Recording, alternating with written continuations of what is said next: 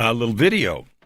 And we're talking about the wind horse. Now, remember, I showed you the wind horse, and this is a bracelet with 5 colors in it. It's a Tibetan wind horse, and at least from what I read, the colors and the meaning come out of Tibetan Buddhism and prayer flags. And it's just a thin little bracelet, and it's fun to wear, and Joy got it for me. And each of the 5 colors means something, and the sheet I got, at least, gave me 5 the 5 colors and 3 meanings or 3 words for each one. Now, I did a video explaining the whole bracelet and everything, and then I did the 3 colors of the first, or the 3 words, the 3 important words of the first color, which was blue and represented the sky. And those words were healing, peace, and stability. Healing, peace, and stability. I think I said serenity yesterday, but anyway, healing, peace, and stability. And maybe I did the wrong video. I don't know. For some reason, it's come in my mind, but it's healing, peace, and stability. Anyway, the next one is white and was purity, clarity, and wisdom. And I finished that yesterday. The third color is red. And red is a fierce color. It's why I use this background, a background of fire, and that bird there is an amazing picture. 2 of them, right? One in orange and one in red, and it looks like, an eagle, perhaps a phoenix. It just so happens that in the last few days, I rewatched the Harry Potter movie about the Chamber of Secrets. And if you're not familiar with that, the Chamber of Secrets is a dark chamber under the castle of Hogwarts, the magical training school. And in that chamber lay a fierce animal, monster, a snake, basilisk, which is an enormous snake. I guess it was about 60 or more feet long, with venom that was lethal and so horrifying that if you look directly in the eyes, it would kill you. And even the reflection petrified people. And so in that thing, there was a phoenix. There was a phoenix that Dumbledore owned or had, Fox, F-A-W-K-E-S, Fox, the phoenix. And I love phoenix. It represents, it's my logo. It's in my logo, and it represents the story of my life, of dying repeatedly and rising again and again and again from the ashes, not on my own, but with divine help, with the help of those around me, with the love and strength and encouragement, principally of the divine and secondarily of my beautiful angel wife, Joy, and then myself. And there were some other people who helped and followed inspiration and did things here and there.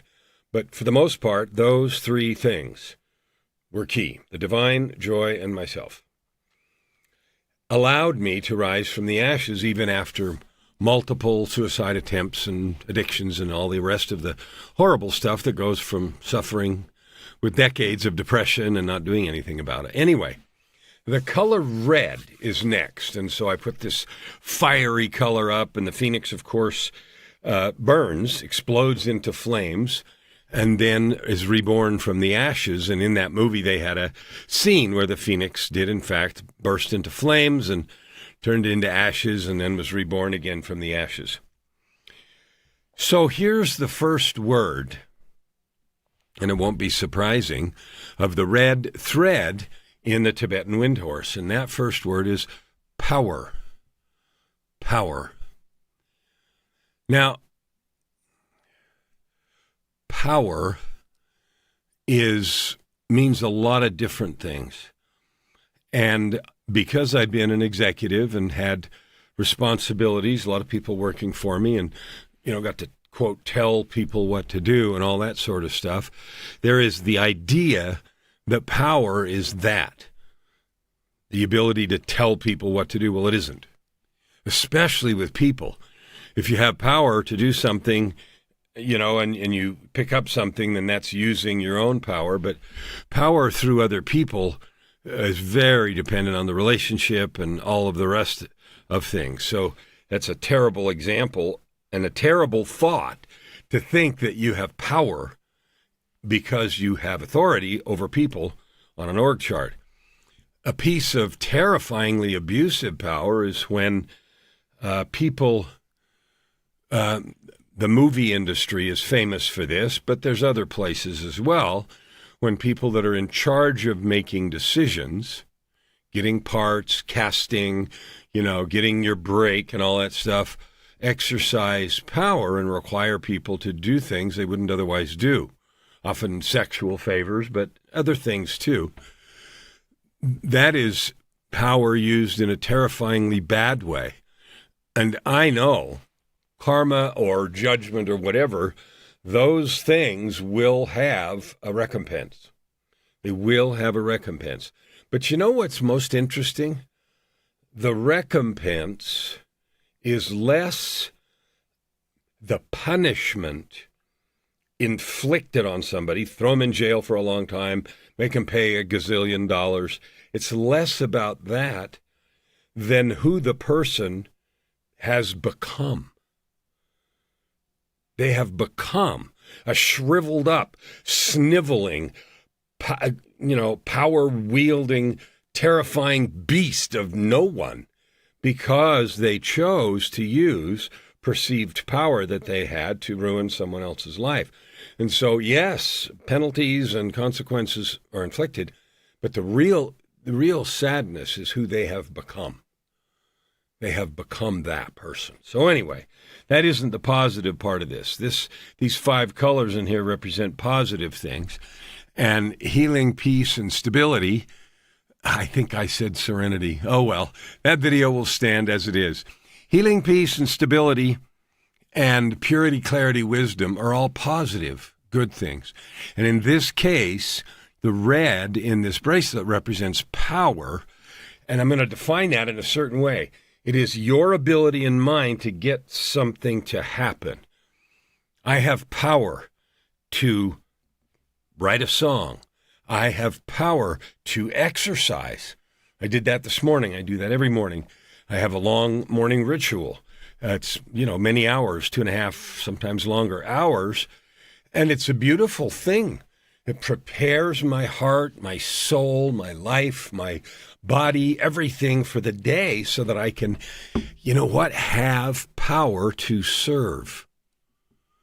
So if you think about power being our ability to get something done, it takes on a different meaning. And sometimes it's through other people, but often it's through our words. Often it's through our presence. Often it's just through thinking. If you want to change something in your own heart, if you want to change something about your life, you want to be different in some way, the power to do that comes from inside of you. It comes from your own personal commitment. It may also come, as it did for me, from your relationship to the divine. Their power comes from somewhere. If you want physical power, your ability to move your arms and walk and things, then you eat, you take care of your body, you exercise, and so forth.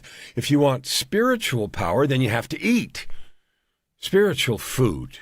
You have to eat the sustenance of energetic power, energetic, spiritual, call it what you want. I call it spiritual. If I want spiritual power, then I have to consume spiritual nourishment. So I read sacred literature, I meditate, I pray, I connect intentionally with the divine. And often people misunderstand that, and they think that just reading some passage of sacred literature, scripture, or mumbling some words, repeated over and over again in some kind of prayer, that accomplishes something. Well, it might, but it isn't much. If you want real power, what I've discovered at least, and I offer this as a possibility, take the time to deeply consider in your meditation and your prayer a true connection. Now, because I died a few years ago and had conversations with God at the door between life and eternity, my understanding of that is quite different. I've seen the being, I've spoken. And I share that with you, not to say, yay me, but to share with you it's real. There is a divine creator, and you know that individual. and he knows you, your name, your circumstance, your struggles. And sometimes we treat the divine like some kind of a cosmic vending machine. Okay, we just go up there and ask for something, and automatically it's supposed to happen. My experience is that life is designed to struggle and develop. Like going to the gym. If you want to get muscles, you got to push the weights around or exercise or be limber or do yoga. You got to do the things that cause the stretching and the strength and the breakdown of muscle. And you have to do those things. And you have to do them on purpose and repeatedly. Well, developing your spiritual power is exactly the same thing. You have to regularly surrender to the will of the divine. You have to trust that the path you're on is for you and me, for our good. I finally learned that. For a long time, I didn't understand it. And I don't think I believed it either. I didn't believe it and didn't understand it. Today, where I've come is I have absolute confidence in the path of the divine through this experience in this body. And so I completely surrender to get power.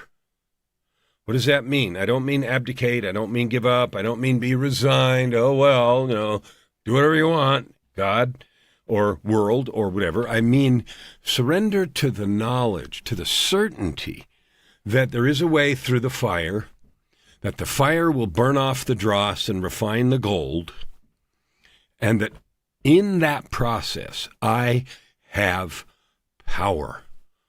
Power I never imagined that I would have. And it's internal and it's constant. It shows up in the form of motivation. It shows up in the form of finishing things even when it's hard. It shows up in the form of all kinds of fabulous blessing and intuition and ideas and capability that I just never thought that I would have access to. And I can promise you there's nothing special about me. You, right here, right now, have every right and opportunity to have all the power you need to wildly succeed in your development. Now, sometimes we think, well, if I'm successful, that means I have boatloads of cash and no problems and my health is good and all that stuff's fine. That isn't the way it works. At least not that I've seen. I've died and been back to the hospital with another life-threatening illness and, et cetera, et cetera. And you've had your share too. And it can make us say, it's not fair, it's not right, how can this be good, et cetera, et cetera. And the truth is this life is really short, 50, 70, 80, 100 years, maybe 100 minutes for some. It doesn't matter. The thing that does matter is how we go through it, what we do with it. And when I want power to deal with a challenge or to do better or to lift or to bless or to coach or to serve or to write music or to write books or to make these videos or anything else, the meditation and connection with the divine is the essential first step. So I don't do anything without that preparation every single day, not because I'm a fanatic and not because I'm weird or anything else, but because I've discovered that it works.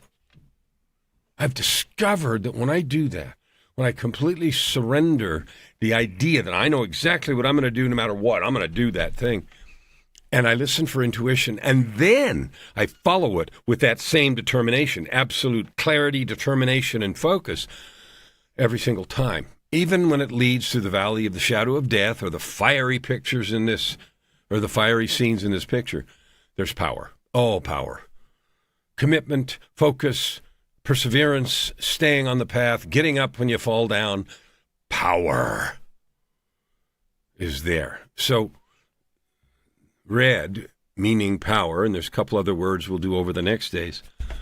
It is so available, it is so beautiful, and it is so encouraging, even in the moments of struggle and trial, even when I fall on my face, splat, and have to get up and clean it up. Unconditional surrender to the truth that there is a plan and a path, and that my responsibility is to work, listen for intuition, and stay focused, and move through it, even if it's hard or steep or rocky or I fall. That process and choice has given me power beyond my expectations. And so the red power in here is a beautiful, sacred thing. See you tomorrow on the road to 50 million.